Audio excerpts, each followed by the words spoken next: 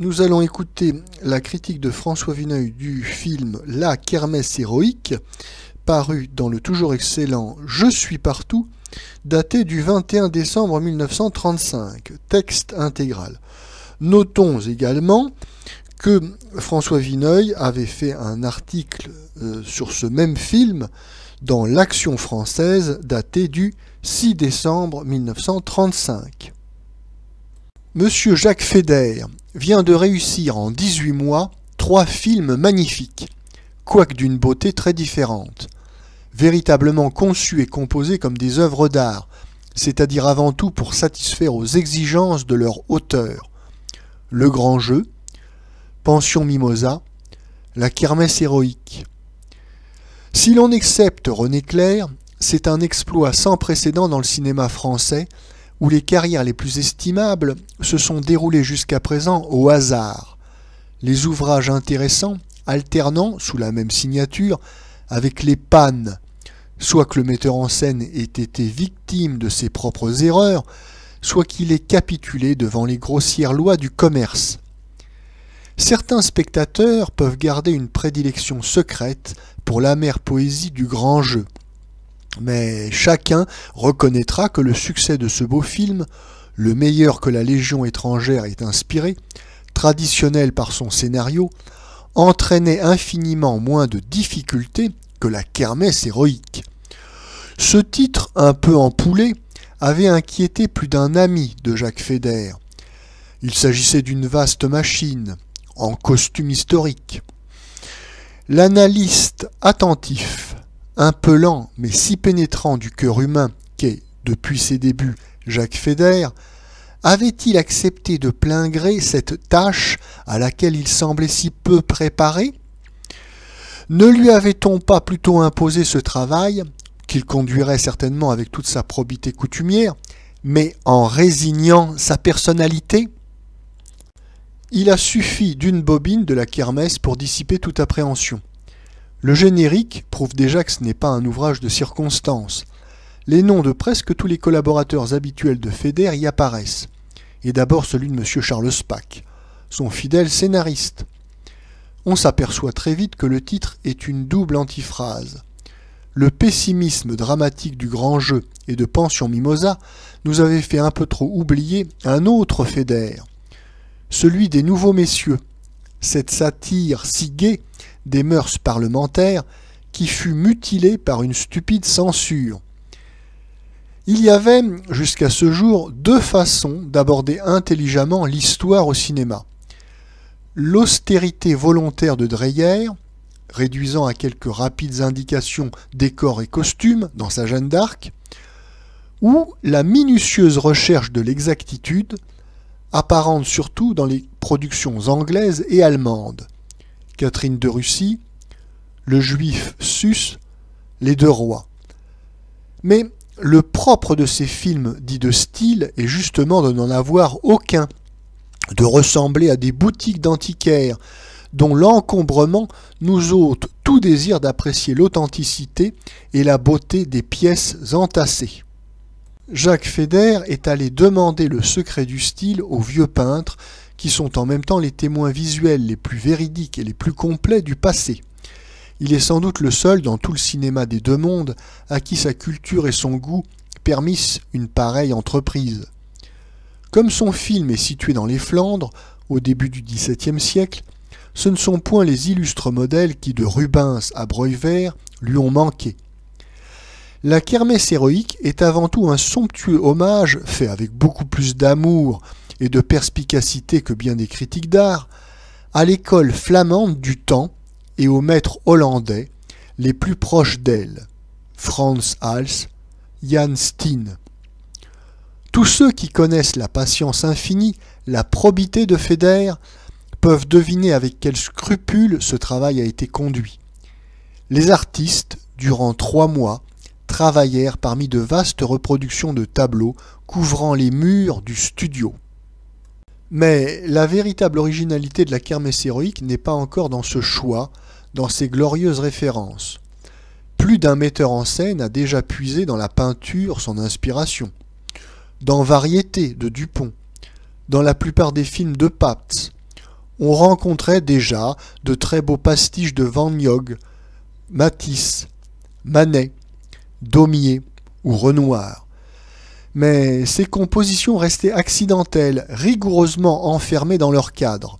Elles rehaussaient le prestige du film, mais elles ne participaient pas à son mouvement. Feder est certainement le premier à avoir concilié, durant 2 heures de spectacle, la peinture et le cinéma, en empruntant largement à la première, mais sans lui sacrifier une seule fois les prérogatives essentielles du second. La kermesse héroïque est un musée vivant, un musée descendu dans la rue. À chaque pas, nous y reconnaissons des personnages, des objets illustres et familiers.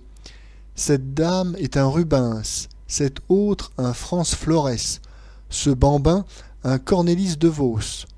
Ces échevins viennent tout droit du musée Hals de Harlem, et ils ont même apporté avec eux le mobilier de cette exquise demeure. Ces vieilleux, ces paysans ressemblent encore à ceux de Bruegel, morts depuis 50 années, comme nos vignerons et nos laboureurs ressemblent à ceux de Millet. Ils dansent et ils banquettent comme dans les magnifiques peintures de Vienne. Ces amoncellements décoratifs et appétissants de gibier, de fruits, de marais auraient pu être dressés dans l'atelier de Snyders. Et cependant, jamais l'imitation n'est formelle. La caméra ne s'arrête pas une seule fois devant la réplique d'un chef-d'œuvre. Le cinéma, dans un rythme mesuré mais infaillible, insuffle constamment sa vie propre à ce monde pictural. Le prétexte anecdotique de cette symphonie visuelle eût-il été faible qu'elle n'en garderait pas moins toutes ses qualités. Mais nous sommes comblés puisque ce prétexte est très divertissant et lui aussi tout à fait dans l'esprit de l'époque évoquée. On ne pouvait concevoir un scénario mieux accordé à la physionomie de ces plantureux héros que cette histoire gaillarde qui nous est contée à la façon de Brantôme par Feder, Spaak, lesquels ont tous deux du sang flamand dans les veines, et Bernard Zimmer. Nous sommes en mai 1616, dans la bonne et riche ville de Boom, en Flandre. Les confortables bourgeois, les négociants des corporations préparent une fastueuse kermesse pour le lendemain.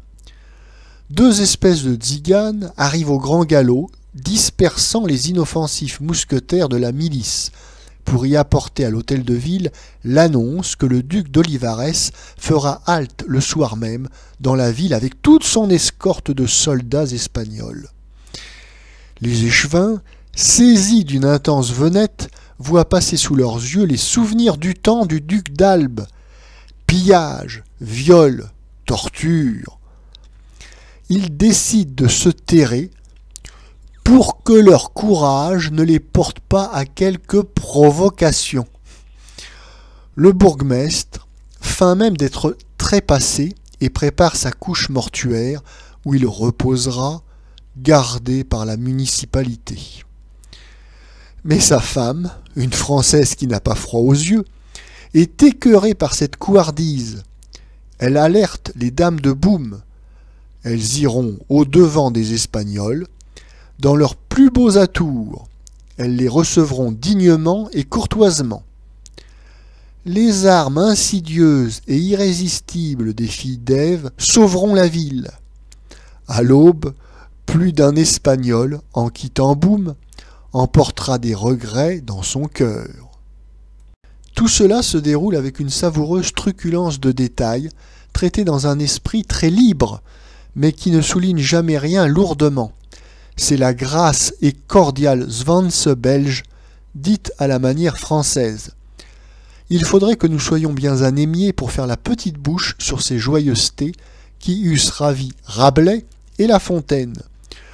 Je ne cache pas, pour ma part, mon plaisir de voir entrer au cinéma cette franche verdeur qui s'oppose enfin aux épaisses obscénités de M. Bach en caleçon, au sous-entendu d'une ambiguïté répugnante de M. Armand Bernard. La kermesse héroïque ne peut offusquer que les cafards ou des sots. Il n'en manque pas, malheureusement, et de toutes les couleurs.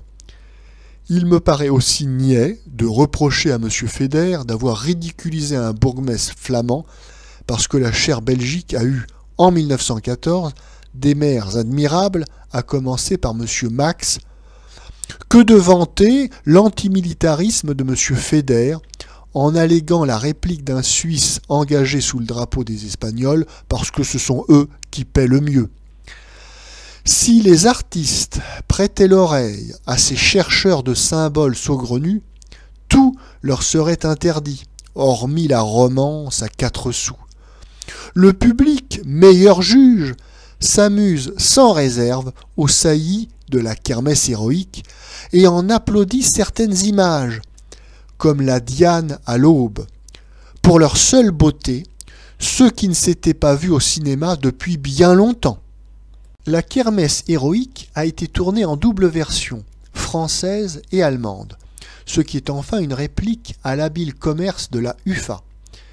J'ai pu voir des fragments de la seconde version qui fournissent avec la nôtre quelques points curieux de comparaison. Le duc d'Olivares allemand est meilleur que M. Jean Murat, parce qu'il met dans son rôle une froideur qui prolonge l'angoisse des bonnes dames de Boom et soutient l'intérêt du film. M. Jean Murat, dès son entrée, est trop bon garçon, trop amène pour qu'on ne soit pas aussitôt fixé. Il ne pendra certainement personne. Je préfère aussi le représentant allemand du jeune peintre Jan Bruegel, personnage que l'on a d'ailleurs un peu vieilli pour la circonstance et qui n'a jamais peint, que je sache, des tableaux de corporation. Par contre, le moine allemand est insignifiant auprès du magistral Tartuffe, sous qui perce, malgré sa cautèle, un frère Jean des Entomeurs, très assoiffé et brocanteur d'indulgence, qu'a campé M. Louis Jouvet. Les autres acteurs français n'ont rien non plus à envier aux Germains. M. Allerme, le bourgmestre, est sans doute le comédien qui s'est assimilé avec le plus d'intelligence et de verve l'esprit du film. Madame Françoise Roset est admirable d'autorité et de faconde. Presque tous les rôles secondaires sont tenus avec un entrain naturel, surtout ceux de Madame Lynn Clevers et de Monsieur Adam. Le jury du Grand Prix du cinéma avait oublié l'année dernière le grand jeu. Il vient de couronner la kermesse héroïque.